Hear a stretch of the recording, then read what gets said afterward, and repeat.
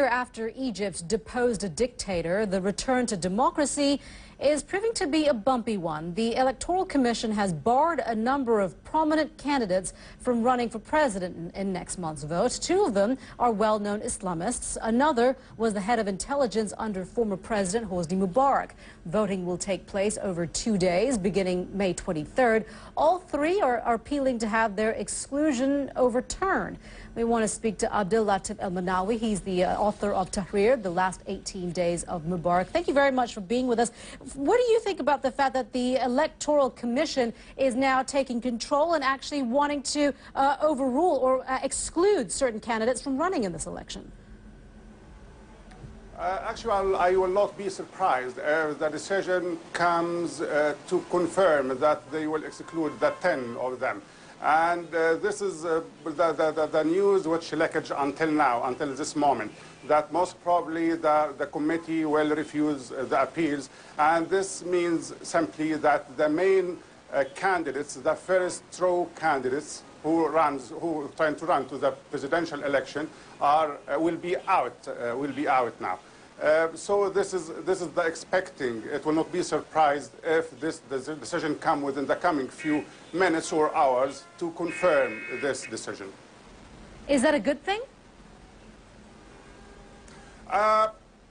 Unfortunately, no, it's not a good thing. Actually, for a lot of people, I'm not talking about myself, I'm talking about a lot of people of Egyptian, that the only hope we have at the time that someone like Omar Sulaiman, even if he is the Mubarak's regime's guy before, and even if he is the vice president of President Mubarak, but he was the only hope, or he is the only hope to make this sort of balance of the political life in the future. I mean, now the Islamist is nearly controlling everything in Cairo, in Egypt. They are controlling the parliament, they are going to control the cabinet, and now they are trying to control the presidential. So again, the secularity of the society is in danger, in risk. We are playing with the secularity, the secular society.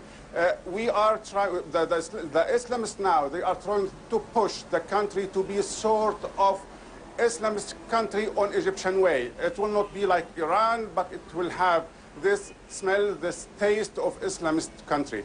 Now we are aiming, hoping to have this kind of balance between the power. But again, the hunger for the power, the hunger for the authority is pushing Islamists now to control everything. So how much influence, sir, how much influence does the military have over any of the candidates, and is there any indication of who the military will be backing? I ask you this because we know that the military has a lot of influence into what happens in Egypt. What I can confirm again from my sources, my relations, my contacts, that the military, they are not supporting any of the candidates. The military is just want to live in peace by 30th of June. The military doesn't want to, what I knew as well, that the military, it's not the one who pushed Omar Sulaiman to go as a candidate. So the military is trying now to have the calm atmosphere until the 30th of June. The Egyptians have the president, and they can just go back to camp, just looking, supervising with the situation, and again, ready to come back again if the situation needs to be that. And this is unfortunately, again, this is something expected as well. What we can what we can say now, that Egypt is going to an uncertain future, and this uncertain future is really worrying now all the Egyptians, and I believe all the Arabs around us. All right, Abdellatif El-menawy, thank you so much for your time. This is World One, live from London.